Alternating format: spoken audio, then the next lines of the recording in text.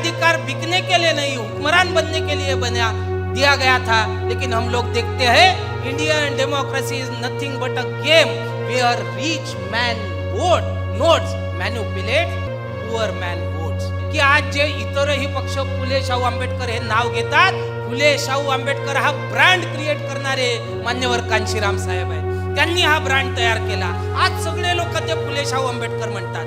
तो जाति के आधार पर गिराए गए लोगों को फिर से ऊपर उठाना, उनको एजुकेशन देना, उनको सामाजिक और आर्थिक समता इस देश में प्रस्थापित करना, हे संविधान सभेच्या शेवटच्या भाषणातही बोलले ना. जब तक बाबा साहब आंबेडकर के मूवमेंट को उसके लॉजिकल एंड तक नहीं पहुंचा देता, मैं अपने घर नहीं जाऊंगा, मेरा कोई परिवार नहीं होगा, मैं किसी मयत में नहीं जाऊंगा, मेरी अपनी कोई संपत्ति नहीं होगी.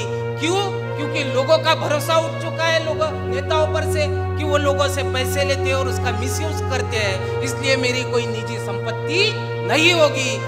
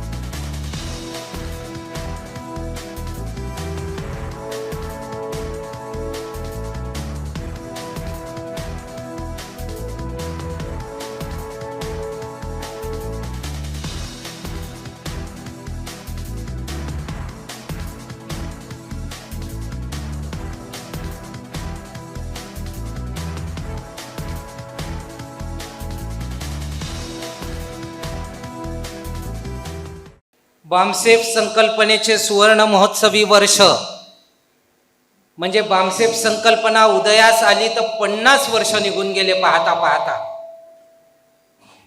आणि हे 50 वर्ष निघून गेले. यामध्ये ज्या लोकांनी ही चळवळ सुरू केली त्यातले अनेक लोक सुद्धा निघून गेले आणि काही सिनियर लोक आज या हॉलमध्ये उपस्थित आहेत. लंच ब्रेक मध्ये मलाही भेटले विद्या साहेब, त्याच्यानंतर महादुरे साहेब भेटले.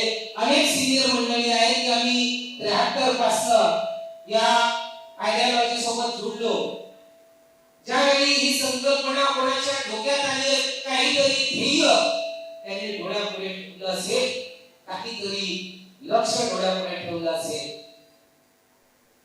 या बामसेफ दादा तिथे कोणी ऑपरेटर रूम मध्ये असतील तर थोडा साऊंड कमी करा. आहे का? या माईकचा थोडा आवाज कमी करा. बामसेफ 6 डिसेंबर 1973 ला त्याचं बीजारोपण झालं असं कांशीराम साहेब म्हणतात. आणि बामसेफ हे संघटन 6 डिसेंबर 1978 ला त्याची विधिवत स्थापना झाली. यावर कांशीराम साहेब म्हणतात की बामसेफ की गर्भधारणा 5 साल तक हुई है. जिस तरह से इंसान की गर्भधारणा करीब करीब 1 वर्ष होती है और वो 100 साल जीता है, बामसेफ की गर्भधारणा 5 वर्ष हुई तो बामसेफ 500 वर्षों तक मरनी नहीं चाहिए. हे बामसेफ ज्यांच्या डोक्याची कल्पना आहे त्यांची संकल्पना होती. बामसेफ पडली कशासाठी होती? कांशीराम साहेब म्हणतात कि कर्मचारियों के तो अनेक संगठन है, हमने जानकारी निकाली 10,000 संगठन है. तो 10,000 कर्मचारियों के संगठन होने के बावजूद हम 10,000 एक संगठन क्यों बना रहे? क्योंकि 10,000 संगठन कर्मचारियों के हैं, कर्मचारियों द्वारा संचालित है, लेकिन समाज के हित के लिए काम नहीं करके कर्मचारियों के हित के लिए काम करते हैं. बामसेफ एक ऐसा संगठन होगा जो कर्मचारियों का होगा, कर्मचारियों द्वारा संचालित होगा, लेकिन कर्मचारियों के हितों के लिए काम नहीं करेगा, समाज हितों के लिए काम करेगा. अब किस समाज के लिए क्यों काम करना है? तो इसके लिए फिर हमें वर्ण व्यवस्था को देखना होगा. वर्ण व्यवस्था जिसे हम कहते हैं या जाति व्यवस्था जिसे हम कहते हैं, तो इस जाति व्यवस्था या वर्ण व्यवस्था में जो भी वर्ण बनाए गए उन वर्णों के आधार पर लोगों को दबाया गया, लोगों का विभाजन किया गया। और इस वर्ण व्यवस्था को यदि हम लोग देखते हैं तो यहाँ तो हिस्से उसके किए गए हैं, ब्राह्मण क्षत्रिय वैश्य, इसको बेनिफिशियरी ऑफ द सिस्टम, इस व्यवस्था के लाभार्थी कहा गया, और शूद्र, अतिशूद्र और महिला इसको विक्टिम ऑफ द सिस्टम, यानी की या विषमतावादी व्यवस्थेचे बळी या व्यवस्थेला म्हटले गेलं। आता हा संघर्ष कोणाचा आहे आणि कोणाच्या विरुद्ध आहे हे या सिस्टमवरून आपल्याला कळेल। या सिस्टम मध्ये आपल्याला संघर्ष स्पष्टपणे दिसतो आहे की जे विषमतावादी लोक आहेत या लोकांनी काही कल्पना घालून एका वर्ग समूहाला अधिकारापासून दूर ठेवलं, त्याला शिक्षणापासून दूर ठेवलं, त्याला शस्त्र धारण करण्यापासून दूर ठेवलं, त्याला संपत्ती अर्जन करण्यापासून दूर ठेवलं, त्याला चांगलं नाही, चांगले कपडे नाही, आणि एवढंच नाही तर एक वर्ग समूह असा बनवला की त्या माणसाच्या स्पर्शानेही विटाळ होतो, त्या माणसाच्या सावलीनेही विटाळ होतो। तर या व्यवस्थेमध्ये एका वर्गाला इतकं नीच बनवलं की त्याचा मग स्पर्शही चालत नाही, त्याच्या सावलीनेही विटाळ होतो, आणि या अपमानित केलेल्या माणसांना पुन्हा माणूस पण मिळवून देणे हे संघर्ष, हा संघर्ष प्राचीन काळात बुद्धांनी चालवला, आधुनिक काळामध्ये हा संघर्ष आपल्याला माहिती आहे की फुले शाहू बाबासाहेब आंबेडकरांनी चालवला। या संघर्षातूनच काही मुठभर लोक वर आलेत, सगळे आले नाहीत अजून, आणि सगळे वर यावेत यासाठी बामसेफची संकल्पना। ज्या लोकांना फायदा झाला चळवळीचा त्या लोकांची नैतिक जबाबदारी आहे की मिळालेला लाभ केवळ उपभोगण्यामध्ये आपला वेळ खर्च करू नका, त्या समाजाचाही विचार करा ज्या समाजात तुम्ही जन्माला आले, आणि जर तुम्ही त्याचा विचार नाही केला तर जे काही मिळवलं ते पुन्हा गमावण्याची स्थिती होईल। कारण बाबासाहेब इतिहासाच्या संदर्भात जे काही दाखले देतात त्यात एक गोष्ट प्रामुख्याने बोलतात की भारताचा इतिहास हा क्रांती आणि प्रतिक्रांतीचा इतिहास आहे। एकीकडे या देशामध्ये क्रांती होते, दुसरीकडे प्रतिक्रांती होते। आता क्रांती म्हणजे काय तर अस्तित्वात असलेली व्यवस्था नाहीशी करून नवीन तत्व प्रणालीवर आधारित व्यवस्था निर्माण करणे म्हणजे क्रांती। मग ही विषमतावादी माणसा माणसात भेद करणारी व्यवस्था ही संपवून बुद्धाने त्या काळात समतेवर आधारित, स्वातंत्र्यावर आधारित, बंधुतावर आधारित नवीन व्यवस्था निर्माण केली। बाबासाहेब त्याला क्रांती संबोधतात। बाबासाहेब आंबेडकर बुद्धाच्या संदर्भात बोलताना म्हणतात की जगाचे पहिले समाज सुधारक, जगातले पहिले समाज सुधारक तथागत बुद्ध आहे की बहुना बुद्धाचा इतिहास सांगितल्याशिवाय जगातला समाज सुधारणेचा इतिहास पूर्णच होत नाही। या पद्धतीची मांडणी बाबासाहेब आंबेडकरांनी केली।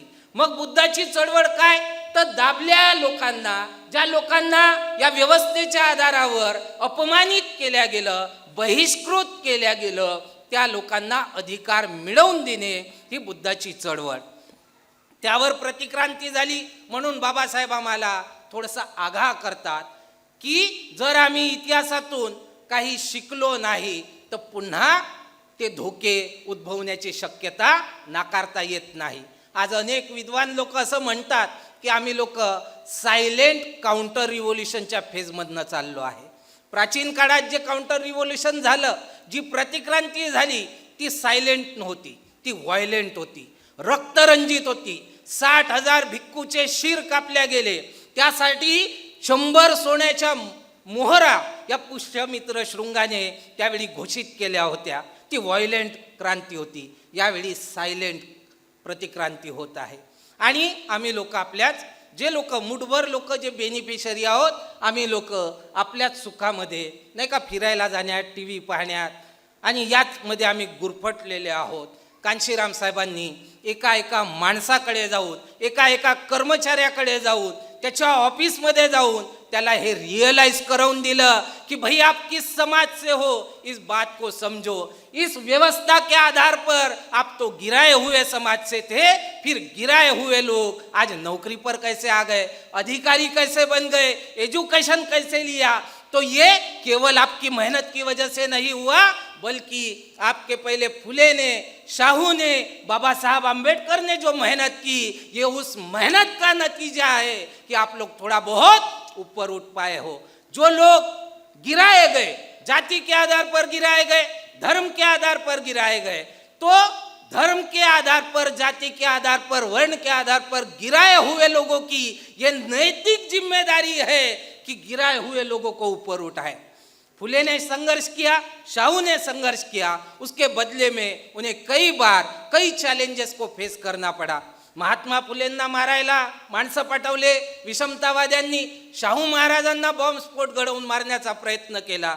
बाबासाहेब आंबेडकर तर म्हणतात की असे 2 महिने जात नाही की मला कोणाच्या धमकीचे पत्र येत नाही। का म्हणून एवढे अपमानित केले गेले किंवा जीव घेण्यापर्यंत हे लोक उठले? या व्यवस्थेच्या विरुद्ध जोही बंड करतो, जोही संघर्ष करतो, त्याला हे लोक असं सहज सोडत नाही। त्यांना असं वाटते की ही व्यवस्था चांगली आहे, ही व्यवस्था टिकून राहिली की आमचं वर्चस्व जसं मागच्या 2000 वर्षापासून या देशात आहे, पुढचे 2000 वर्ष राहिलं पाहिजे असं त्यांना वाटते। लेकराबाराची चिंता सगळे करतात, तेही करतात, आम्हीही करतो, पण आम्ही तेवढी नाही करत। आम्ही व्यवस्थेचा इम्पॅक्ट नाही समजून घेत, ते लोक व्यवस्थेचा इम्पॅक्ट समजून घेतात। आणि त्यामुळे ते लोक, आम्ही लोक नाही का, आमचे प्रॉब्लेम काय तर रोजगार, आमचे प्रॉब्लेम काय तर आंदोलन, नाही का, नळात पाणी नाही येऊन राहिलं, रस्ते नाही, लाईट नाही, अमुक नाही, ढमुक नाही। आधी पोटाचा विचार करा। आम्हाला वारंवार शिकवल्या जाते की आधी पोटाचा विचार करा, आधी पोटाचा विचार करा। पोटाचा विचार करता करता पिढी दर पिढी गरज झाली, पण पोटाची समस्या सुटत नाही। आणि या देशातला तो वरचा समाज कधीच म्हणत नाही पोटाचा विचार करा, तो व्यवस्था टिकवून ठेवा, पोट आपोआप भरेल आणि मलाईनं भरेल, अशी त्यांची धारणा आहे। आणि ते आहे, सत्य आहे। आपण पाहतो काजू किशमिश खातात, नाही का, राहतात असेच उघडे नागडे अर्धे वगैरे, पण काजू किशमिश खातात, लोक नेऊन देतात, कारण व्यवस्था टिकवून ठेवतात। आम्हाला व्यवस्थेचं महत्त्व केव्हा कळेल?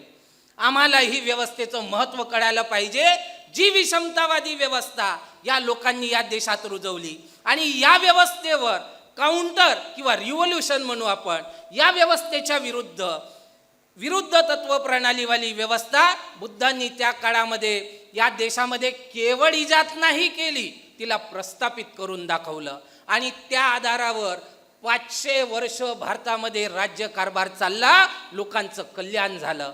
विशेष करून सम्राट अशोकाच्या काळामध्ये सोन्याचा धूर निघत होता म्हणतात भारतात। का म्हणून असं होत होतं? कारण त्यांनी शिक्षणाची दारं, रोजगाराची दारं, सगळ्यांना भिक्खू बुद्ध धम्माला बढावा दिला, काही जातपात पाळली नाही, केवळ माणसाचा नाही तर जनावरांचा देखील विचार केला सम्राट अशोकाने। त्यावेळी जे काही प्राणी यज्ञामध्ये बळी दिल्या जायची त्यावर बंदी लावली, रस्त्याच्या बाजूला पाणवठे बनवले जनावरांसाठी देखील की त्यांनाही पाणी प्यायला मिळावं, रस्त्याच्या काठाला फळाची झाडं लावली की माणसं येता जाता ते फळं वगैरे तोडून खावेत। त्यावेळी तर आजसारखं रेस्टॉरंट किंवा फास्ट फूड नव्हतं, नाही का, पण तो अशोकाने विचार केला। आणि त्या अशोकाला डोळ्यापुढे ठेवून कांशीराम साहेब म्हणतात, मेरे सपनों का भारत, सम्राट अशोक का भारत। मग सम्राट अशोक का भारत कसा तर तसा, म्हणजे तिथे जातीवाद नसेल, तिथे उच्च नीचता नसेल, तिथे शिक्षण बंदी, शस्त्रबंदी, संपत्ती बंदी नसेल, सर्वांना समान संधी मिळेल, लायकीच्या आधारावर सामाजिक स्थान ठरवल्या जाईल, या पद्धतीचं कांशीराम साहेबाची संकल्पना होती। महाराष्ट्रातून बामसेफ उदयास आली, पुण्यातून आली, जरी त्याचं बर्थ ऑफ बामसेफ दिल्लीमध्ये झाला असेल, पण पुण्यामधून ही संकल्पना पुढे आली। कांशीराम साहेबाच्या जीवनातला टर्निंग पॉईंट आपल्याला माहिती आहे। एक प्रसंग माहिती आहे की पुण्याच्या ऑर्डनन्स फॅक्टरी किरकी येथे जे काही प्रकरण घडलं, बुद्ध जयंती आणि आंबेडकर जयंतीची सुट्टी रद्द केली मॅनेजमेंटने, त्याच्या विरुद्ध आंदोलन चाललं कर्मचाऱ्यांचं। त्या आंदोलनात कांशीराम साहेब देखील त्यांनी उडी घेतली। दिनाभानाला पुढे केलं, कांशीरामजींनी पुढे केलं. हा गैरसमज पसरवला जातो अनेक ठिकाणी की दिनाभानाने आंदोलन सुरू केलं. दिनाभाना हा सफाईचं काम करायचा. कांशीराम साहेबाला जेव्हा कळलं तो म्हणाला की साहब ये काम मुझे अच्छा नहीं लगता. लॅब असिस्टंटचा जॉब साहेबांनी त्याला मिळवून दिला. ते जे काही संघटन होतं त्याच्यात मेंबर बनवलं आणि ज्या काही शो कॉज नोटीस इश्यू झाल्या होत्या त्याचा आन्सर देखील कांशीराम साहेबांनी दिलं. हे सगळं कांशीराम साहेबांनी केलं. जेव्हा दिनाभानाला सस्पेंड केलं, मॅनेजमेंटने प्रश्न केला आंबेडकर जयंती बुद्ध जयंतीची सुट्टी पाहिजे की नोकरी पाहिजे. तर आंदोलनकारी सगळे मागे झाले, म्हणाले आम्हाला तर नोकरी पाहिजे. दिनाभाना म्हणाला मला नोकरी पाहिजे आणि सुट्टी पाहिजे. दिनाभानाला सस्पेंड केलं. कांशीराम साहेब कोर्टात केस घेऊन गेले. त्या दिनाभानाला महिन्याचा पगारही देत होते आणि कोर्टातला जेवढा खर्च होता कांशीराम साहेबांनी केला. हा प्रसंग सगळ्यांना माहीत आहे, पण 1956चा प्रसंग बऱ्याच कमी लोकांना माहीत आहे. 6 डिसेंबर 1956ला जेव्हा बाबासाहेब आंबेडकर गेले आणि त्यावेळी कांशीराम साहेबाचा रूम पार्टनर होता पारसराम ग्यानी नावाचा. हा पारसराम ग्यानी बडा म्हणजे त्याला बाबासाहेबाची मुवमेंट माहीत होती. तो खूप परेशान झाला. हे दोघंही रूम पार्टनर होते. तो 2-3 दिवस ड्युटीवरच गेला नाही, जेवला खावला नाही आणि नुसता रूममध्ये इकडे तिकडे फिरत होता. कांशीरामजीला वाटलं याचा जवळचा कोणी रिलेटिव्ह गेला असेल. त्याला विचारलं, त्याने सांगितलं की बाबा साहब आंबेडकर अब इस देश में इस दुनिया में नहीं रहे, अब इस मूवमेंट का क्या होगा, अब हमारे समाज का क्या होगा. हा विचार करून तो पारसराम ज्ञानी कांशीरामजीला म्हणतो कि अब मैं कोई ये ना समझे कि बाबा साहब की मूवमेंट आगे नहीं बढ़ेगी, अब मैं पारसराम ज्ञानी अपने बीवी को तलाक दूंगा, नौकरी छोड़ूंगा और मूवमेंट के लिए अपना पूरा समय दूंगा. हे कांशीराम साहेब दिल्लीचा 5 दिवसीय कॅडर कॅम्प आहे. त्या कॅडर कॅम्पमध्ये बोलले 1982ला. त्याचं पुस्तक माझ्याकडे आहे, त्याच्यामध्ये तो संदर्भ सापडला. कांशीराम साहब म्हणतात कि मैंने ज्ञानी जी को समझाया कि भाई बीवी को तलाक ना दे. फिर हम दोनों में एक समझौता हुआ कि हम दोनों में से एक व्यक्ति नौकरी करेगा, दूसरा व्यक्ति समाज का काम करेगा और जो नौकरी करेगा वो काम करने वाले को अपने कमाई में से मदद करेगा. तो ज्ञानी जी ने फिर बीवी को डिवोर्स देने से मना किया, लेकिन उन्होंने एक शपथ ली कि मैं अपने कोई बच्चे पैदा नहीं करूंगा, क्योंकि बच्चे पैदा करूंगा तो उसी में उलझ कर रह जाऊंगा, फिर मूवमेंट का काम कौन करेगा. आणि कांशीराम साहेब या कॅडर कॅम्पमध्ये सांगताना पुढे असं म्हणतात कि मूवमेंट के लिए शादी नहीं करने की और बलिदान देने का सबक मैंने ज्ञानी जी से लिया था. म्हणजे हा ज्ञानी जीचा इतिहास एक थोडासा दबून राहून गेला. आता तो पुढे येतोय, आपण सांगतोय, तर तोही पुढे येतोय की कांशीराम साहेब ते म्हणतात. आणि मग जेव्हा या पुण्याच्या आंदोलनामध्ये जेव्हा सस्पेन्शन होते, मग साहेब कोर्ट केसेसमध्ये लागतात, रिझल्ट येतो, पुन्हा घ्या हा जो आहे दिनाभाना याला नोकरीवर रुजू केल्या जाते. साहेब ऑफिसमध्ये जाणं बंद करतात आणि बाबासाहेबाची मुवमेंट पुढे नेण्यासाठी मग 71 मध्ये आपल्याला माहिती आहे आईला पत्र लिहितात की मैं अब शादी नहीं करूंगा, घर नहीं जाऊंगा, जब तक बाबा साहब आंबेडकर के मूवमेंट को उसके लॉजिकल एंड तक नहीं पहुंचा देता मैं अपने घर नहीं जाऊंगा, मेरा कोई परिवार नहीं होगा, मैं किसी मयत में नहीं जाऊंगा, मेरी अपनी कोई संपत्ति नहीं होगी. क्यों? क्योंकि लोगों का भरोसा उठ चुका है लोगों नेताओं पर से कि वो लोगों से पैसे लेते हैं और उसका मिसयूज करते हैं, इसलिए मेरी कोई निजी संपत्ति नहीं होगी. जो लोग मुझे पैसा देंगे उस पैसे को मैं मूवमेंट आगे बढ़ाने के लिए लगाऊंगा. आणि आपल्याला माहित आहे की कांशीराम साहेब हे सुद्धा म्हणाले कि अकेला चला था जानिबे मंजिल, मगर लोग जुड़ते गए और कारवा बनता गया. ज्या महाराष्ट्रामध्ये 1971 मध्ये युती झाली काँग्रेसची आणि आरपीआयची, ज्यामधनं कांशीराम साहेबांनी वेगळी वाट निवडली, त्यामध्ये दादासाहेब गायकवाड हे 1 सीट आणि काँग्रेस 520 सीट अशी जी युती झाली, त्यावर कांशीराम साहेब म्हणतात कि बाबा साहब के बच्चे यदि 1 सीट पर समाधान कर लेंगे तो ये मूवमेंट आगे नहीं जा सकती. आता त्या प्रसंगाचं जर आपण ॲनालिसिस केलं की 520 वर काँग्रेस लढेल आणि 1 वर आरपीआय लढेल, याचा अर्थ काय आहे की आरपीआयच्या नेत्यांमध्ये एवढाही विश्वास नव्हता की आमच्या बळावर आम्ही 1 खासदार निवडून आणू, एवढाही विश्वास नव्हता. मग त्या कांशीरामजींनी जेव्हा या मुवमेंटला सुरू केलं तर सगळ्यात मोठी संपत्ती जर ते कोणती घेऊन निघाले असतील तर मनातला आत्मविश्वास ही संपत्ती घेऊन ते निघाले, भरोसा घेऊन निघाले. बाबासाहेब आंबेडकर जर म्हणाले होते की आम्हाला शासक बनायचं आहे तर ते शासक आम्ही बनवू शकतो, हा कॉन्फिडन्स घेऊन कांशीराम साहेब पुढे निघाले. आजही आमच्यामध्ये तो कॉन्फिडन्स नाही आहे. म्हणून काही सो कॉल्ड विद्वान आजकाल स्टेटमेंट देतात, इकडून इंडियात सामील होऊन झाले पाहिजे होतं, तिकडं होऊन झाले पाहिजे होतं, नाही नाही आपल्या बळावर येऊ नाही शकत. कांशीराम साहेबांनी एवढा मोठा फॉर्म्युला दिला. कोणता फॉर्म्युला दिला? ज्यामध्ये आपण पाहतो की त्या फॉर्म्युल्यामध्ये कांशीराम साहेब सांगतात की 15 बनाम 85 की लड़ाई है, हम डेमोक्रेसी में रहते हैं, यहाँ वोट से जीता जाता है. बाबा साहब आंबेडकर ने हमें शासक बनने को कहा. ते वाक्य आपल्याला सगळ्यांना माहीत आहे. माझ्या पुढे पूर्वी काळेसरही बोलून गेले. 24 सप्टेंबर 1944ला मद्रासच्या भाषणात बाबासाहेब आंबेडकर म्हणतात, आपलं उद्दिष्ट काय आहे ते नीटपणे समजून घ्या. शासनकर्ती जमात बनणे हेच आपलं उद्दिष्ट व आकांक्षा आहे. ते तुमच्या मनात ठसू द्या, तुमच्या घराच्या भिंतीवर ते कोरून ठेवा, म्हणजे दररोज तुम्हाला आठवण राहील ज्या आकांक्षा आपण उराशी बाळगून आहोत, ज्याच्यासाठी आम्ही लढत आहोत, ते काही लहान सहान संकुचित ध्येय नाही, थोड्याशा नोकऱ्यांसाठी किंवा सवलतीसाठी आमचा लढा नाही. आमच्या अंतःकरणातील आकांक्षा फारच मोठ्या आहेत. शासनकर्ती जमात बनणे हीच ती आकांक्षा होय. ती कृतीत उतरविण्यासाठी केवढे भगीरथ प्रयत्न करावे लागतील ते मग तुमच्या ध्यानात येईल. केवळ निवेदनांचा किंवा शब्दांचा काही उपयोग होणार नाही. या धुरेला धरून कांशीराम साहेब पुढे वाढले. नोकऱ्यांसाठी नाही आंदोलन केलं, व्यवस्था परिवर्तनासाठी, सत्ताधारी बनण्यासाठी कांशीराम साहेब पुढे वाढले. त्यासाठी अगोदर त्यांनी बामसेप बनवली. बामसेपला ते म्हणाले की 3 तरह का ये रिसोर्स प्रोवाइड करेगा मूवमेंट को, 3 टी प्रोवाइड करेगा. पहला टी मतलब ट्रेजर, टाइम और टैलेंट. ये पैसा देगा, ये बुद्धि देगा और ये समय देगा. कौन? तो पढ़े लिखे कर्मचारी. क्यों देंगे ये लोग? क्योंकि ये लोग मूवमेंट के बेनिफिशियरी है. हमारे पूर्वजों ने, फुले ने, शाहू ने, अंबेडकर ने जो अपने प्राणों की परवाह न करते हुए मूवमेंट चलाई, तो उस मूवमेंट का नतीजा, उस मूवमेंट के फल ये लोग खा रहे हैं. आज इन्हें जो एजुकेशन मिला तो उनकी बदौलत मिला, आज इन्हें जो नौकरियां मिली तो उनकी बदौलत मिली. तो इन्होंने पे बैक करना चाहिए. और उन्होंने इस बात का भी याद दिलाया कि बाबा साहब आंबेडकर ने कहा था कि अपनी कमाई का कम से कम 20वां हिस्सा आपने मूवमेंट को आगे बढ़ाने के लिए देना चाहिए. ही गोष्ट देखील कम है.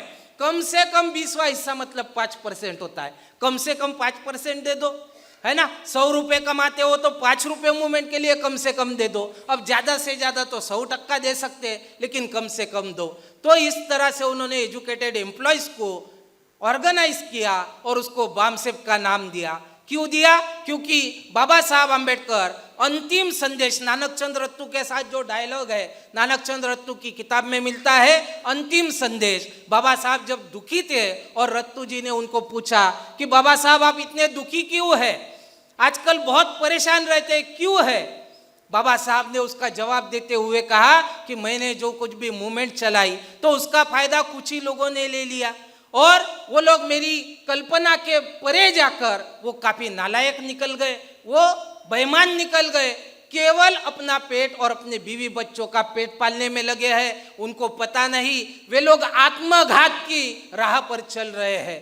आत्मघाती वृत्तीकडे त्यांची वाटचाल आहे. हे जे बाबासाहेब आंबेडकर रडत रडत बोलले त्यावेळी, आणि बाबासाहेब इकडे तिकडे पाहतात, त्यांना अश्रू नाही आवरले. नानकचंद रत्तू त्या पुस्तकामध्ये सगळा प्रसंग लिहितात. त्यांच्याही डोळ्यात अश्रू येतात. जे लोक शिक्षित झाले, जे लोक नोकरीवर लागले, ते प्रोडक्ट आहेत बाबासाहेबांच्या विशेष करून मुवमेंटचे. ते लोक जर चळवळीचे काम नाही करत होते त्या काळात तर बाबासाहेब त्या लोकांमुळे रडले. आजही जे लोक काम नसतील करत, आजही बाबासाहेब जर असते तर आम्हाला बघून रडले असते आणि तेच म्हटलं असतं की माझा हा समाज खूप नालायक निघाला म्हणून. कांशीराम साहेबांनी तो एक धुरा पकडला कि यदि ये लोग बेईमान नहीं निकलते तो क्या करते, मैं उनसे वो कराऊंगा। तो इनको हमने संगठित करना चाहिए और इनको समाज के लिए काम करने के लिए प्रवृत्त करना चाहिए। ये केवल अपने फायदे का सोचते हैं, क्योंकि अभी इनके पास दिमाग है तो दिमाग से फायदा ज़्यादा नजर आता है। तो रिस्पॉन्सिबिलिटी का एहसास ये कांशीराम साहब ने ये कर्मचारियों को करा दिया और बामसेफ बनी कुछ समय तक चली। उस समय में नागपुर का ही अधिवेशन था, पहला अधिवेशन 78 में बामसेफ बनी, 79 में राष्ट्रीय अधिवेशन बेजनबाग मैदान में था। उस समय में फॉरेन की 3 महिलाएं इस देश के दबे कुचले लोगों पर रिसर्च कर रही थी। एक थी अमेरिका की गेल ऑम्वेट, दूसरी थी जापान की बारबरा और एक तीसरी उसका नाम अभी मुझे याद नहीं आ रहा, किसी को हो तो बताए। एक गेल ऑम्वेट, एक बारबरा और एक महिला थी। तो ये 3 महिलाओं को भी इनका रिसर्च था, गेल ऑम्वेट का खास करके उसका रिसर्च पीरियड था 1873 से 1930 तक, non Brahmanical movement in India. अब जब ये गेल ऑम्वेट और बारबरा नागपुर के अधिवेशन में आई तो पहले दिन तो उन्होंने बात रखी और पहले दिन बात रखने पर जनरलाइज रखी उन्होंने कि भाई ये लोग बहुत दबाए गए हैं जाति के आधार पर, व्यवस्था के आधार पर, ये बात तो रखी। दूसरे दिन आखिरी सेशन में ये बारबरा आग्रह करने लगी कि मुझे 5 मिनट अपनी बात कहनी है। कांशीराम कहने लगे कि नहीं हो सकता क्योंकि पूरा शेड्यूल बना है, नहीं मुझे 5 ही मिनिट दीजिए, बहुत जरूरी बात करनी है। तो साहब खूप आग्रह करायला लागली। साहेबांनी तिला म्हटलं 5 तो मिनिट नहीं देते, 2 मिनिट दे सकते हैं, तो ठीक है चलेगा। ती जेव्हा डायसवर आली तो ती म्हणाली कि मेरा रिसर्च पूरा होने के बाद मैं इस कंक्लूजन पर पहुंची थी कि इस देश में बाबा साहब अम्बेडकर जाने के बाद अब ये समाज दबा कुचला समाज 100 वर्षों तक अपने पैरों पर खड़ा नहीं हो सकता। या कंक्लूजनला ती रिसर्चच्या नंतर पोहोचली होती आणि मग ती म्हणते कि मैं आपका अधिवेशन देखने के बाद अब अपना कंक्लूजन चेंज कर रही हूं। मुझे अब विश्वास है कि 20 वर्षों के अंदर ये लोग अपने पैरों पर खड़े हो जाएंगे म्हणून। बामसेफचं अधिवेशन पाहून, बामसेफचं अधिवेशन बघितल्यानंतर, तिला ऑब्झर्व केल्यानंतर ती रिसर्चर स्कॉलर तिने आपलं कंक्लूजन चेंज केलं। त्यानंतर कांशीराम साहेब जेव्हा समारोपीय स्पीच द्यायला उठले तर ते म्हणाले 20 वर्ष नहीं, इतना समय नहीं है, ये तो काम मुझे 10 वर्षों में ही पूरा करना है। आणि ते साहेबांनी केलं असतं जर पुन्हा 1986ला काही लोकांच्या मनामध्ये अहंकार आला नसता की आम्ही खूप काही आहो म्हणून, आम्ही तोपचंद आहो, आम्ही कांशीरामजीला बनवलं, आम्ही एक कांशीराम तयार केला, असे 10 कांशीराम उभे करू। आमच्यात अहंकारच खूप आहे नाही का, म्हणजे असतो थोडंसं आणि आकलन जास्त करून घेतो कधी कधी, तर असं होऊ नये। आणि आपली विद्वत्ता दाखवत दाखवत कांशीरामजी बोलले महाराष्ट्राबद्दल की महाराष्ट्र से मैं 2 चीजें सीखा, बाबा साहब अम्बेडकर से सीखा मूवमेंट कैसी चलानी है, और बाबा साहब को मानने वालों से सीखा मूवमेंट कैसे नहीं चलानी है। ये लोग अपनी होशियारी दिखाते हैं, होशियारी दिखाकर लोगों को मरवाते हैं, रॉंग संघर्ष करते हैं। जेव्हा साहेब इथे होते तेव्हा गोळीबारही झाला होता, मेडिकललाही गेले होते, गोसावी साहेब वगैरे आहेत, त्यांनी तो प्रसंग सांगितला होता। काही लोकांना ब्लडही दिलं त्यावेळी नाही का, गोळीबार वगैरे झाला लॉंग मार्चच्या काळामध्ये। त्यावेळी कांशीराम साहेबांनी हे स्टेटमेंट दिलं की आंबेडकरवादी लोग रॉंग संघर्ष करते, रॉंग। आणि त्याच्यानंतर ऑपरेशन इंडियनमध्ये लेख छापून आला, हु लीड लॉंग मार्च, तोही वाचला मी।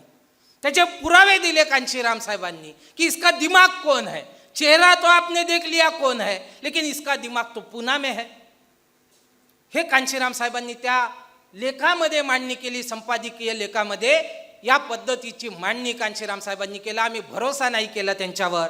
ते म्हणाले कि मैंने अपने जवानी के 25 साल महाराष्ट्र को दिए और अब मुझे निराश होकर उत्तर भारत की तरफ जाना पड़ता है, और उत्तर भारत में जब मैं इन महापुरुषों को लेकर गया तो वहाँ के लोग कहने लगे कि ये कौन कांशीराम नाम का आदमी आ गया, ये 2 फेटे वाले बाबा और एक टाई वाले बाबा को लेकर आ गया। तो वह मुझसे पूछने लगे कि ये कौन है, तो मैंने उनको बताया कि ये फुले है, ये शाहू है, ये बाबा साहब अम्बेडकर है। तो वो कहने लगे कि भाई फुले और शाहू के बारे में तो हम लोग नहीं जानते, हम लोग फुले और शाहू के बारे में तो नहीं जानते, हाँ डॉक्टर अंबेडकर के बारे में जानते हैं। हमें बताया गया है कि ये तो अंग्रेजों के हस्तक थे करके। तो कांशीराम साहब कहते हैं कि फिर मैंने उनको फुले का आंदोलन बताया 1848 से लेकर 1890 तक किस तरह से फुले ने शिक्षा के माध्यम से आंदोलन चलाया, उन्होंने शिक्षा पर काम किया। फिर ये शाहू महाराज है कोल्हापुर के, इन्होंने 1894 से लेकर 1922 तक रिजर्वेशन और एजुकेशन पर काम किया। तो इसकी वजह से बात आगे बढ़ी, मूवमेंट की बात आगे बढ़ी। फिर बाबा साहब अंबेडकर का उदय होता है और बाबा साहब अंबेडकर ने इस मूवमेंट को पूरे देश भर चलाया। अंग्रेजों से लड़ झगड़ कर उन्होंने हमारे लिए एजुकेशन, हमारे लिए रिजर्वेशन, हमारे लिए वोट का अधिकार अंग्रेजों से उन्होंने मिला कर दिया। ये जब मैंने उनको बताया तो उत्तर भारत के लोग मुझसे कहने लगे कि आपने जो कहानी बताई बड़ी अच्छी बताई, ये जो फुले शाहू अंबेडकर की कहानी बताई यह अच्छी है। तो मैं उनसे कहने लगा कि भाई कहानी तो अच्छी है लेकिन अधूरी है। फुले शाहू अंबेडकर की कहानी आपको अच्छी लगी जो मैंने बताई, वो कहानी अच्छी है लेकिन अधूरी है। इस कहानी को कौन पूरा करेगा? जिन लोगों की ये कहानी है वो लोग तो अभी जीवित नहीं है। तो उस मूवमेंट के होने के नाते, उस समाज के होने के नाते यह हमारी जिम्मेदारी है कि फुले शाहू अंबेडकर की कहानी को हम लोग पूरा करें, इसको लॉजिकल एंड तक लेकर जाए जहां बाबा साहब अंबेडकर की चाहत थी। तो बाबा साहब अंबेडकर की क्या चाहत थी? बाबा साहब चाहते थे कि बहुजन समाज हुक्मरान बने, हुक्मरान बनने के लिए वोट का अधिकार दिया। पर हम लोग देखते हैं कि बाबा साहब अंबेडकर ने जो डेमोक्रेसी थी, तो डेमोक्रेसी की अब्राहम लिंकन की जो डेफिनेशन है of the people, for the people, by the people, ये व्याख्या होने के बावजूद बाबा साहब अंबेडकर ने ये लोकतंत्र की नई व्याख्या की। क्या व्याख्या की? रक्ताचा एकही थेंब न सांडता लोकांच्या सामाजिक आणि आर्थिक जीवनात क्रांतिकारक बदल घडवून आणणे म्हणजे लोकशाही होय। ही जेव्हा बाबासाहेबांनी व्याख्या केली आणि लोकतंत्र दिलं, तर लोकतंत्रामध्ये मताचा अधिकार वापरून शासक बनायला पाहिजे होतं, जे बाबासाहेब आंबेडकरांची पहिली इच्छा होती। ते आम्ही नाही करू शकलो, तर ते कसं करणार? त्यासाठी आम्ही काय केलं पाहिजे या संदर्भात मग कांशीराम साहेब लोकांना समजवतात, कर्मचाऱ्यांना समजवतात कि भाई वोट का अधिकार बिकने के लिए नहीं, हुक्मरान बनने के लिए दिया गया था। लेकिन हम लोग देखते हैं Indian democracy is nothing but a game where rich man vote notes manipulate poor man votes. Bharat का लोकतंत्र इस तरह से बन गया है कि पैसे वालों के, धनवानों के धन से यहाँ निर्धनों के वोटों को खरीद और फरोख्त की जाती है, और इसलिए हम लोग हुक्मरान नहीं बन पाए। उनके बहकावे पर हम लोग आ जाते हैं। तो यदि इस इतिहास को हम लोगों को समझाए, हम गांव-गांव तक चले जाए, हमारे लोग आज भी पढ़े लिखे नहीं है, उनके घर नहीं है, उनके यहाँ बिजली नहीं है, टीवी नहीं है, तो इन तक हमारी बात पहुंचाने के लिए बामसेब को 25,000 नेता पैदा करना पड़ेगा। और जब मैं नेताओं की बात कहता हूं तो वो पॉलिटिकल नेता नहीं होंगे, वो नॉन पॉलिटिकल नेता होंगे। हमने ऐसे नेता देखे, कांशीराम साहब मांडनी करतात, हमने ऐसे नेता देखे हैं जो जोर जोर से चिल्लाते हैं, चीख चीख कर भाषण देते हैं, इसको उसको गालियां देते हैं और अंत में भाग जाते हैं। हे कांशीराम साहेबाचे शब्द। हमें ऐसे नेता नहीं पैदा करने। मी जोर जोरात ओरडून भाषण देतो पण पडत नाही, काम करत राहतो है, म्हणून ते माझ्यावर लागू नहीं होना, ठीक है। तो अंत में भाग जाते हैं, तो मैं भागने वाला आदमी नहीं हूँ, मैं तो काम करने वाला आदमी हूँ। तो इस बात को हमने समझना है और ऐसे लीडरशिप को हम लोगों ने आगे लाना है। तो इसके लिए हमें क्या करना पड़ेगा? हमें समय देना पड़ेगा, हमें बुद्धि देनी पड़ेगी, हमें पैसा देना पड़ेगा, हमें छोटे साधनों का बड़े पैमाने पर इस्तेमाल करना पड़ेगा। जब हम छोटे साधनों का बहुत बड़े पैमाने पर इस्तेमाल करना सीख जाएंगे तो हम वो ऑब्जेक्ट जरूर अचीव करेंगे जो बाबा साहब की चाहत थी। महाराष्ट्र वालों को मैंने बहुत कहा, लेकिन महाराष्ट्र वाले लोग कहते थे कि होऊ शकत नहीं। फुले शाहू आंबेडकर की विचारधारा तो चांगली है, हे कांशीराम साहेबाचे शब्द। फुले शाहू आंबेडकर की विचारधारा तो चांगली है, लेकिन कामयाब हो सकत नहीं। हमें कामयाब होने के लिए किसी के साथ युति करनी चाहिए, कांशीराम साहब म्हणायचे कि जब महाराष्ट्र के लोग युति युति चिल्लाते हैं तो मुझे ऐसा लगता है कि एखादी सिपाही जंग लड़ने को जाने से पहले पानी पानी चिल्ला रहा है। मैं इनको लड़ने के लिए तैयार कर रहा हूं और ये लड़ने से पहले ही पाणी मांग रहे हैं। तर कांशीराम साहेबाची व्यापक संकल्पना आम्हाला समजावं लागेल। आणि जे महाराष्ट्राचे लोक म्हणत होते की होऊ शकत नाही, उत्तर प्रदेशमध्ये ते कांशीराम साहेबांनी करून दाखवलं। परत महाराष्ट्रात आले आणि म्हणाले कि आप लोग चिल्लाते हो सकत नहीं, लेकिन कांशीराम ने तरीके ढूंढ लिए हैं। कांशीराम ने हो सकता है कि लहर उत्तर भारत में पैदा कर दी है, लेकिन आप भी मेरी बात मानते हो, मेरे तरीकों से चलते हो तो महाराष्ट्र में भी हो सकता है कि लहर बन सकती है। काय करावं लागेल? खूप काही नाही, कॅडर कॅम्प घ्या, विचार समजा आणि विचार पेरत सुटा।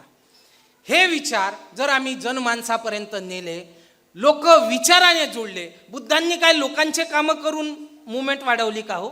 विचाराचा प्रचार प्रसार करून लोक जोडले आणि त्यावेळची विषमतावादी व्यवस्था त्यांनी पलटवून टाकली।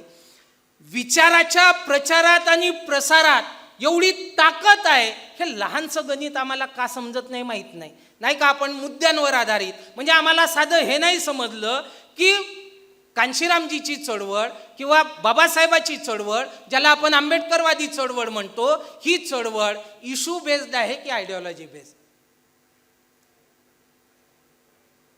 कोणत्या मुद्द्यांवर आधारित आहे? मुद्द्यांवर आधारित चळवळ आहे ही की विचारांवर आधारित, विचारधारेवर? मग का बरं लोक अशी डिमांड करतात की आपण मुद्दे नाही घेत, आपण आंदोलन नाही करत? 24 सप्टेंबर 1944 मद्रासमध्ये बाबासाहेबाचं भाषण आहे। म्हणतात, Indian history is nothing but struggle between Buddhism and Brahmanism. भारताचा इतिहास दुसरं तिसरं काही नसून बुद्धिझम इझम आणि ब्राह्मणिझम इझम याच्यातील संघर्ष आहे, दोन विचारातला संघर्ष आहे। मग जेव्हा विचारधारेचा संघर्ष इतिहास आहे, बाबासाहेब म्हणतात, मग आपण इशू बेस्ड का करतो? आणि इशू बेस्ड जेवढे इशू बेस्ड लीडर आहेत त्या सूनर और लेटर एखादी आमदारकीची सीटमध्ये मॅनेज होऊन जातात। इशू बेस्ड लोक लीडरशिप हायलाइट करतात, नेत्यांच्या नजरेत येतात, बार्गेनिंग करतात आणि आमदार खासदार बनतात। पण एकटा आमदार खासदार बनल्याने काही मुवमेंट तर कामयाब होणार नाही। गायकवाडांनी मुवमेंट कामयाब नाही केली, रसातळाला नेली।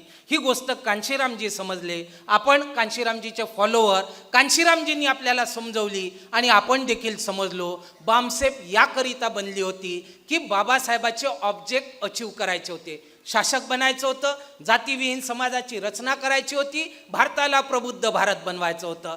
3 ऑब्जेक्ट डोळ्यापुढे ठेवून आता या संदर्भात चमचायुग नावाचं पुस्तक लिहिलं। कांशीरामजी चमचायुगमध्ये मांडणी करतात की पहिली कारवाई आमची सामाजिक कारवाई असेल, हे शॉर्ट टर्म सोल्युशन असेल आमच्या समस्येचं।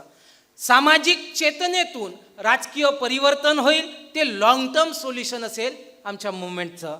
आणि राजकीय सत्ता हस्तगत केल्याशिवाय या देशामध्ये सांस्कृतिक परिवर्तन होऊ शकत नाही। आणि सांस्कृतिक परिवर्तन आणि त्यावर पूर्णता नियंत्रण हे आमचं अल्टिमेट गोल असेल। यातून आमच्या समस्या म्हणजे परमनंट सोल्युशन म्हणाले, short term solution, long term solution आणि परमनंट सोल्युशन। सामाजिक कारवाई म्हणजे लोकांना विचाराच्या माध्यमातून जागवा, लोक विचारातून जागले की एक चेतना निर्माण होते, त्या चेतनेला घेऊन शासक बनण्याकडे वाटचाल करा, म्हणजे ते व्होटमध्ये परिवर्तित झालं पाहिजे। जे काही बनतं प्रबोधनातून काय काय होते, प्रबोधनातून लोक विचारांनी जोडतात, समर्थक बनतात। पहिला टप्पा समर्थक बनणे, समर्थक झाला की मग तो तुमचा वोटर बनतो। दुसरा टप्पा वोटर बनणे, वोटर झाला की मग तो तुमचा डोनर बनतो। तिसरा टप्पा तो तुम्हाला वर्गणी देतो, खाली हात पाठवत नाही, 500 मागाल तर 200 तरी देतो, नाही का? असे अनुभव आहेत ना आपल्या अनेक कार्यकर्त्यांना ते आहेत। त्याच्यानंतर मग तो कार्यकर्ता बनतो, कार्यकर्ता चौथा टप्पा, कार्यकर्त्यानंतर मग तो नेता बनतो, नॉन पॉलिटिकल, कांशीराम साहेबांना अपेक्षित असलेला, तो मुवमेंटला लीड करतो। तो त्या पद्धतीने आपल्याला तसं करताना दिसतो। तर या पद्धतीने कांशीराम साहेबांनी आम्हाला दिशा दाखवली, लोक जोडत गेले, लोकांनी कांशीराम साहेबावर भरोसा केला, कांशीराम साहेबांनी समाजाचा भरोसा गेन केला, फेथ ट्रस्ट गेन केलं। आणि हे काम सोपं काम नाही आहे। समाजाला जेव्हा विश्वास होतो की आम्ही जो पैसा देतो तो मिसयूज होत नाही. आम्ही यांच्या मागे जे लागतो तर हे लोक त्याला बार्गेन करून सेट होत नाही, तेव्हा समाज तुम्हाला साथ देतो. या पद्धतीने जेव्हा आपण कृती करतो, काम करतो, समाज ऑब्झर्व करत असतो आपल्याला, तर समाजाला तो विश्वास गेन करण्यासाठी ॲक्टिव्हिस्ट लोक जे आहेत, लीड करणारे जे लोक आहेत, त्या लोकांना दोन गोष्टी प्रामुख्याने लागतात. एक गोष्ट आहे सातत्य आणि दुसरा आहे संयम. जर या दोन गोष्टी आपल्याकडे नसतील, सातत्याने आपण जर प्रयत्न करत नसू तरी मग यश येत नाही, आणि संयम नसेल, आपल्या अनेकांच्या इच्छा असतात की मी गेलो ना, मी समजवतो ना, मग याला समजतच नाही, एकाच याच्यात समजलं पाहिजे याला किंवा हिला, असं पॉसिबल नाही आहे. एका याच्यात मुवमेंट समजत नाही. सातत्याचे प्रयत्न जेव्हा आपण करू तेव्हा ते यश येईल. हे यश संपादन करण्यासाठी ही कांशीरामजीची बामसेफकडून अपेक्षा होती. आणि ज्यावेळी बामसेफ फुटली आणि पहिल्या रांगेतले 110 लोक सोडून गेले, सगळे फ्रंटलाईनचे, जे अख्खा भारत पाहत होते आणि विशेष करून महाराष्ट्रातले प्रामुख्याने होते, मोठ्या संख्येने होते, ते जेव्हा गेले आणि तो एक पश्चिम बंगालचा एक मुलगाच तिथे फुल टाईम म्हणून राहत होता, त्याचं नाव मला आता आठवत नाही, राजारामच्या पूर्वी कोण होतं, कोणाला आठवतं का? कुरिल सोबत आजकाल तो फिरतो, प्रमोद कुरिल सोबत, नाही का?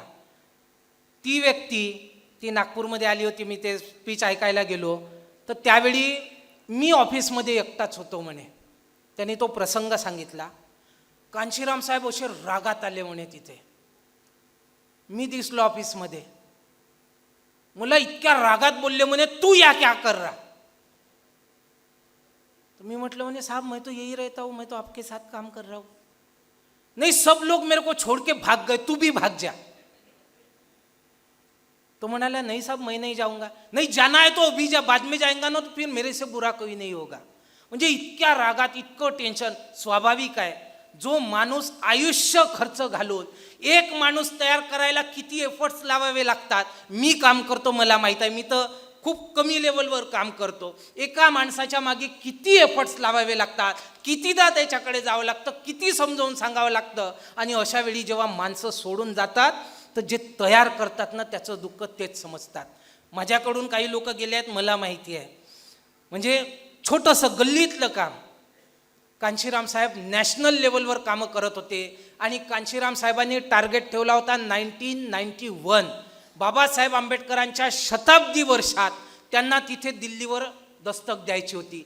86 मध्ये जर सेटबॅक नसता बसला ना, ते झालं असतं.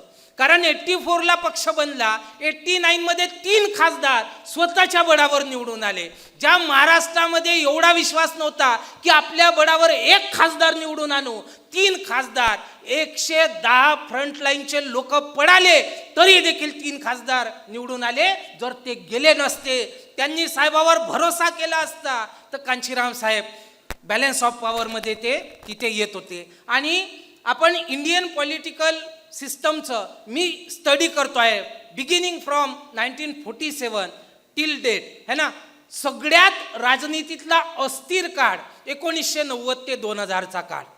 म्हणजे काँग्रेस या देशामध्ये 50%च्या कितीतरी वर 70 आणि 80% निवडून येत होती. ती काँग्रेस या देशामध्ये सरकार नाही बनवू शकत होती. एवढी अस्थिरता जर कोणामुळे आली असेल तर त्याला जबाबदार कांशीराम साहेब होते. म्हणजे ज्या गांधीजीच्या नावानं इथं सरकार बनत होतं, असा माहोल तयार झाला. कॅडर कॅम्प, सभा संमेलन आणि मिटिंगांच्या माध्यमातून काँग्रेसनी गांधीजीची फोटो उतरवून बाबासाहेब आंबेडकर बॅनरवर चढवला. आज गांधी हा देशातला ब्रँड नाही आहे. आज बाबासाहेब आंबेडकर त्या पलीकडे म्हणेल की आज जे इतरही पक्ष फुले शाहू आंबेडकर हे नाव घेतात, फुले शाहू आंबेडकर हा ब्रँड क्रिएट करणारे मान्यवर कांशीराम साहेब आहेत. त्यांनी हा ब्रँड तयार केला. आज सगळे लोक ते फुले शाहू आंबेडकर म्हणतात. हा शब्दप्रयोगच मुळात पहिल्यांदा मान्यवर कांशीराम साहेबांनी केला. हे जर झालं असतं तर 91मध्ये आम्ही दिल्लीला धडक दिली असती आणि अनेक लोक विकल्या गेले. काही प्रसंग मागे एका ऑनलाईन मीटिंगमध्ये, म्हणजे सिनियर लोकांकडे मी मुद्दाम जाऊन बसतो, तासन तास त्यांच्याकडून ऐकत असतो साहेबांच्या प्रसंगांविषयी. एका ऑनलाईन मीटिंगमध्ये अमरावतीचे डॉक्टर मानकीकर जुळले होते. त्यांनी एक प्रसंग सांगितला की बिहारमध्ये जेव्हा आपले 2 आमदार आले म्हणे, तर त्यावेळी लालू प्रसाद यादवनी त्यांना तोडण्यासाठी खूप षडयंत्र रचलं. आता आपल्याकडे ते होतं की बिकना नाही आहे चुनकराने के बाद. तर त्यावेळी म्हणे एक आमदाराला तो ऐकत नाही म्हणून त्याच्या बायकोला धमकावलंही आणि लालूचंही दिली की भाई तेरे को मंत्री बना देंगे, पैसे देंगे, ये करेंगे वो करेंगे. तर त्याच्या बायकोने मग नवऱ्याला म्हणजे आमदाराला अशी म्हणाली की बोले तू जाता है उधर कि मैं जान दे दूँ, तू यदि नहीं गया तो मैं आत्महत्या कर लूंगी. म्हणजे एवढ्या टोकाची भूमिका तिने घेतली. आता ते तसं काही नवीन नाही म्हणा.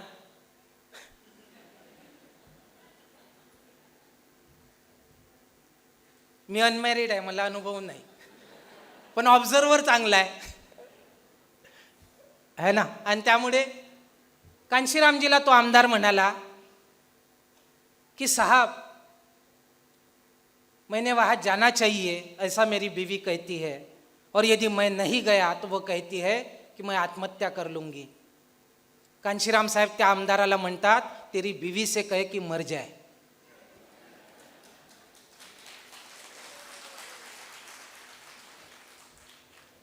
टाळ्या वाजवणं सोपी आहे, सांगणं सोपी आहे, पण प्रसंग जेव्हा येतो ना,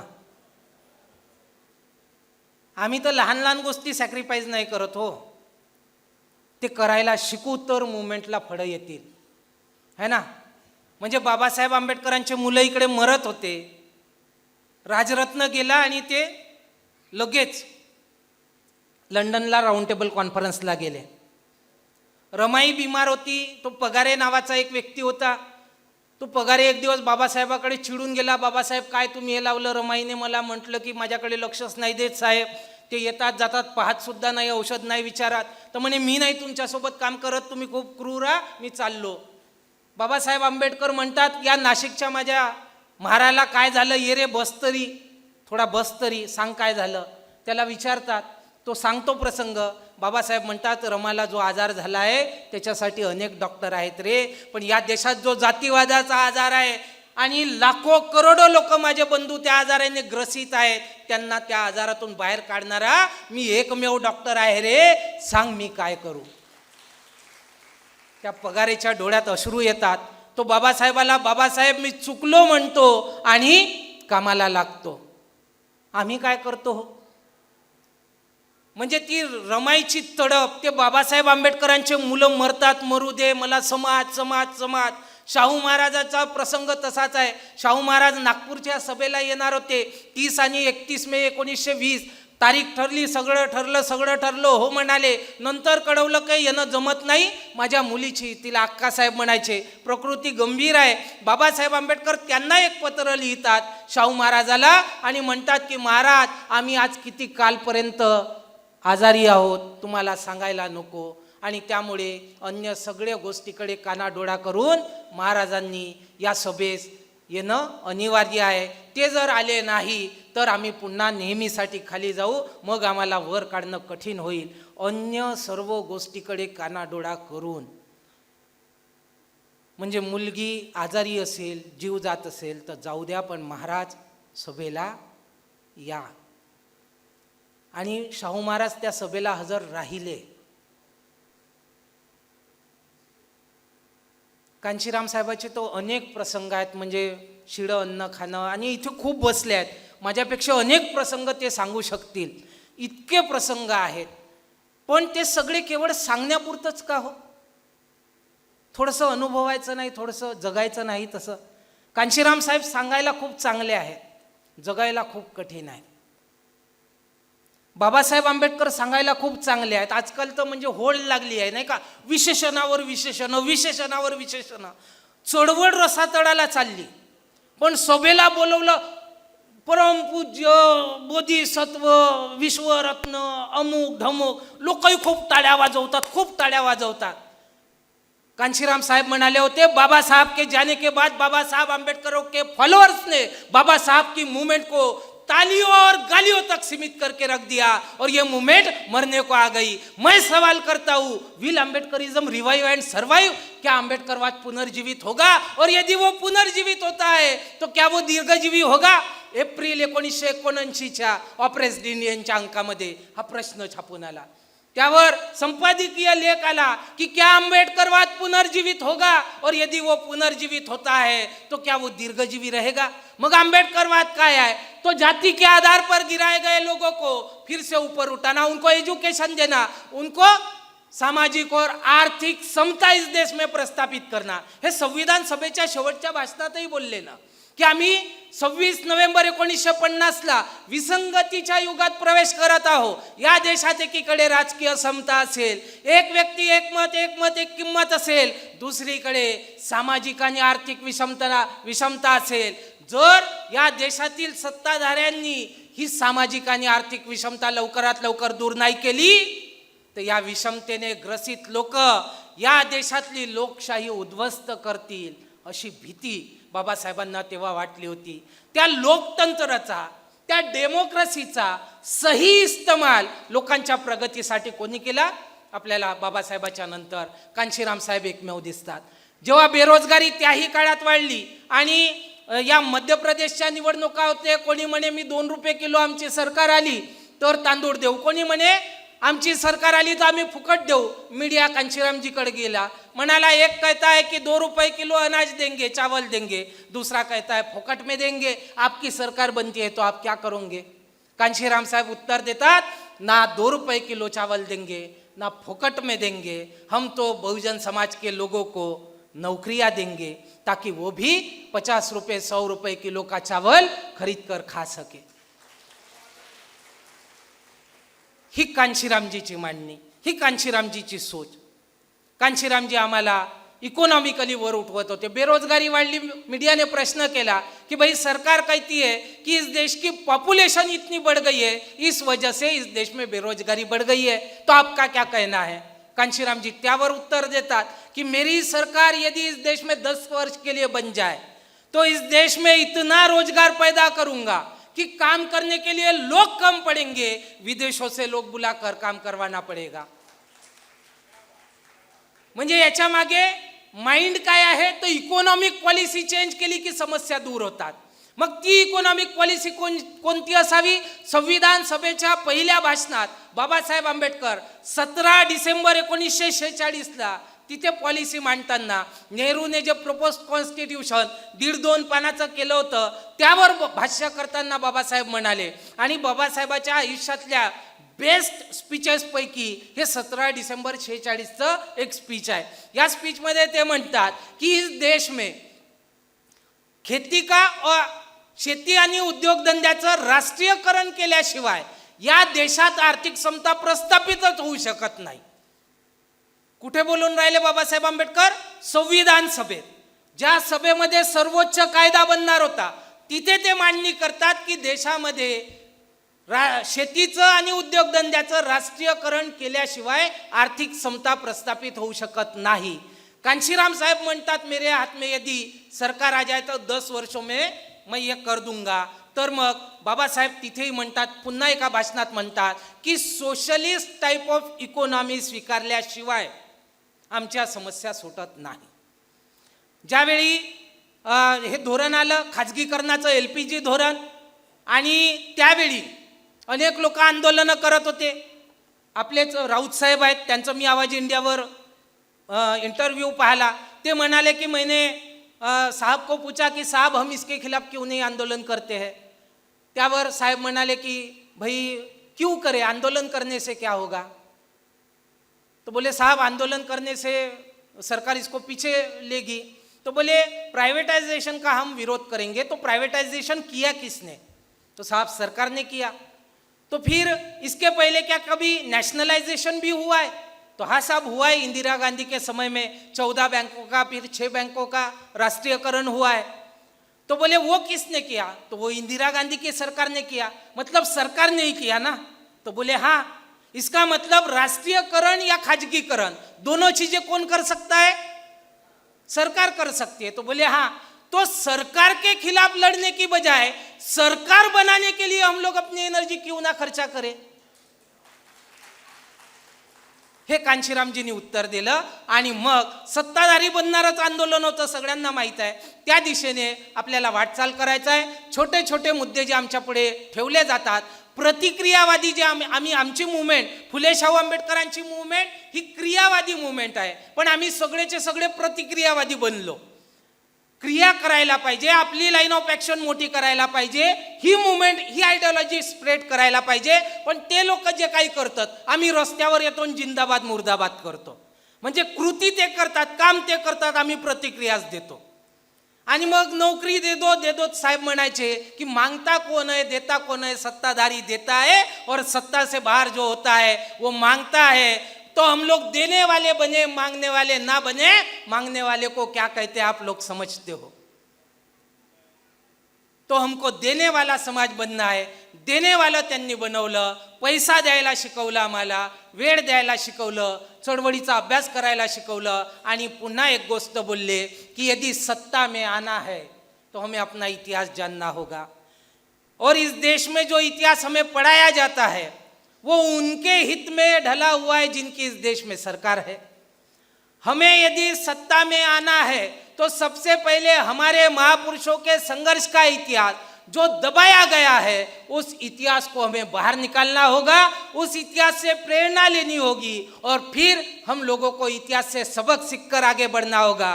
और याद रखो ये बहुजन समाज के लोगों, यदि हम लोग इतिहास से सबक नहीं सीखते तो फिर इतिहास हमें सबक सिखा देगा। काय म्हणाले कांशीराम साहेब? यदि हम लोग इतिहास से सबक नहीं सीखते तो फिर इतिहास हमें सबक सिखा देगा। ही सगळी मांडणी कांशीराम साहेबांनी केली। शिकलेल्या लोकांवर, कर्मचारी लोकांवर मोठी जबाबदारी आहे।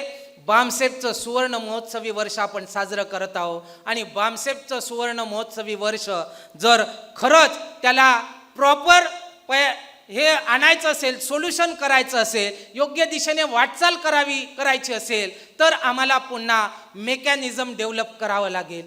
मंथली फंडिंग देणारे लोक तयार करावे लागतील। त्याकरिता कमिट्या वगैरे ज्या काही निर्माण करायची आवश्यकता आहे, विश्वसनीयता संपादन करावी लागेल, ट्रान्सपरन्सी ठेवावी लागेल। समाजात जाणारे लोक, म्हणजे आज एवढा मोठा हॉल भरला, 650 कॅपॅसिटीचा हॉल भरलेला आहे। हा हॉल भरण्याकरिता काही मी एकटा जबाबदार नाही आहे। आमचे ते सगळे कार्यकर्ते जे मागच्या 15 दिवसापासून लोकांच्या घरी चालले, कलेक्शन मागून राहिले, कार्यक्रमाला येण्यासाठी कन्व्हिन्स करून राहिले, म्हणजे गडचिरोलीवरून 50 लोक येणं, आपल्या चंद्रपूरवरून 100 लोक येणं, तिथल्या महिला सुद्धा रात्रीच्या 10-10 वाजेपर्यंत, काही वर्किंग वुमन दिवसभर जॉब करून सायंकाळी 2-2, 3-3 तास। सॅल्यूट आहे माझ्या सगळ्या त्या कार्यकर्त्यांना, त्या लोकांना ज्यांनी या भावनेतून हे काम केलेलं आहे, आणि तेव्हा कुठं हा हॉल भरलेला आहे। मग त्या खापरखेड्याचे कार्यकर्ते असो, ते कोराडीचे कार्यकर्ते असो, ते नागपूरचे असो, भंडाऱ्यावरून 100हून अधिक लोक इथे आलेले आहेत। म्हणजे भंडाऱ्यावाल्यांना सुद्धा सॅल्यूट, कारण मागच्या वेळी 30-40 लोक आले होते आणि यावेळी 100च्या वर आकडा गेला। मामूली नसते हे। सिंधेवाईवरून लोक आलेले आहेत, अमरावतीवरून लोक आलेले आहेत। एवढंच नाही, पुण्यावरून ऑनलाईन मीटिंगला जुडणारे 3 कार्यकर्ते पुण्याहून आलेले आहेत, औरंगाबादवरून 2 कार्यकर्ते आलेले आहेत। म्हणजे एवढ्या दुरून आपले रितेश पाटील सर तर दिल्लीला असतात, तेही कार्यक्रमाकरिता दिल्लीवरून आलेले आहेत। म्हणजे जो जज्बा म्हणतो नाही का मूवमेंटच्या प्रती, हे माझं काम आहे, मी केलं पाहिजे, मी नाही करीन तर हे काम होणेच नाही, माझी जबाबदारी आहे। आणि कांशीराम साहेब म्हणायचे, अनेकदा लोक म्हणायचे ना की कौन काम करेगा, तो साहेब म्हणायचे जिसको मूवमेंट समझी वो काम करेगा, और जिसको मूवमेंट ज़्यादा समझी वो ज़्यादा काम करेगा। महाराष्ट्रामध्ये अनेक लोक दावा करतात की मुझे मूवमेंट ज़्यादा समझी, काम करताना थोडेसे मागे पुढे पाहतात। सॅल्यूट आहे त्या सिनियर लोकांना सुद्धा, जे 80+ झालेले आहेत, अजूनही अशा कार्यक्रमात येतात। ज्या लोकांनी अनेक लोक घडवले, ते लोक बसून आता नवीन पोराकडून ते सगळं ऐकून राहिले। म्हणजे हा जज्बा आहे मूवमेंटच्या प्रती त्यांचा। अजूनही त्यांच्या मनामध्ये ती आग आहे की या चळवळीचं काहीतरी झालं पाहिजे, आमच्या जिवंतपणी आम्हाला काहीतरी नतीजे दिसले पाहिजे. म्हणजे आज घेऊन त्यांनी आयुष्यभर काम केलं. आजही त्या आज भरी निगाहों से वो लोग देख रहे हैं की कुछ तो होगा. आणि अशामध्ये आपले वोट मागे चाललेले आहे. ही चिंतेची बाब नाही. वोट मागे चालली म्हणजे मुवमेंट मागे चालली.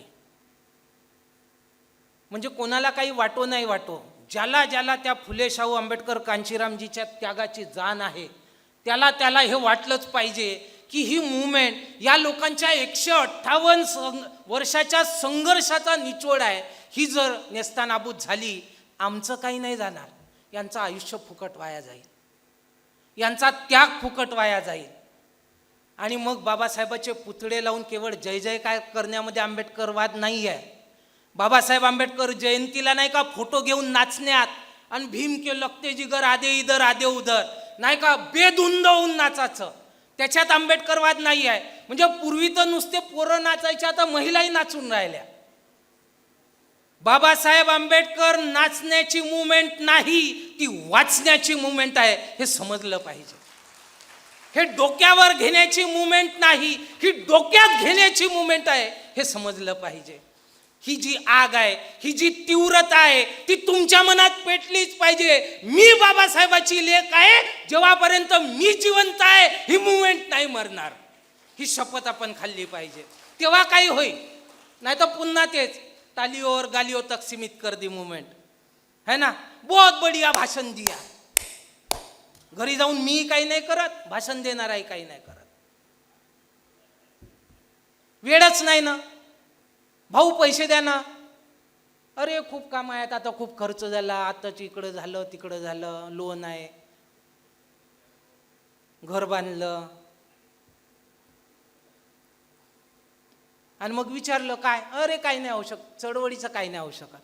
मला अनेक लोक म्हणतात चळवळीचं काय नाही होत हो ह्या चळवळीतून. एक तो मोठा अधिकारी होता, अरे क्या फालतू के काम में लग गए, बोले कुछ नहीं होता मूवमेंट से. मैं बोला साहब आप अधिकारी बने, ये मूवमेंट की देन है, ऐसे कैसे कुछ नहीं होता. मूवमेंट नहीं चलती तो अरे आपकी परछाई नहीं चलती थी इनको. अरे कुत्र्याचा स्पर्श चालायचा, पण माणसं असून आमचा विटाळ व्हायचा. विसरलो न त्याला, तेच आठवण करून द्यायला येते काही बोलना जाय. कुठेतरी आपण थोडीशी ती जाण मनामध्ये जागृत केली पाहिजे. आणि निश्चितपणे इथून गेल्यानंतर एका नवीन ऊर्जेने, एका नवीन ताकदीने, त्याच ताकदीने कि जब तक मैं जिंदा हूं तब तक ये मूवमेंट तो नहीं मरेंगी, क्योंकि मैं मरने नहीं दूंगा, मैं काम करता रहूंगा. कोई करे ना करे, मूवमेंट मुझे समझिए, मैंने ये काम करना ही चाहिए. याच भावनेने इथून आज सगळे जाल, हीच आशा आणि अपेक्षा बाळगतो. या 50व्या सुवर्ण जयंती महोत्सवाच्या सगळ्यांना हार्दिक शुभेच्छा. पण केवळ शुभेच्छा देऊन काही होणार नाही. खऱ्या अर्थाने जाण बाळगावं लागेल, रिअलाइज करून घ्यावं लागेल आणि कृती करावं लागेल. ती कृती निश्चितपणे आपण सगळे मिळून करू, हीच आशा अपेक्षा. धन्यवाद. जय भीम, जय भारत.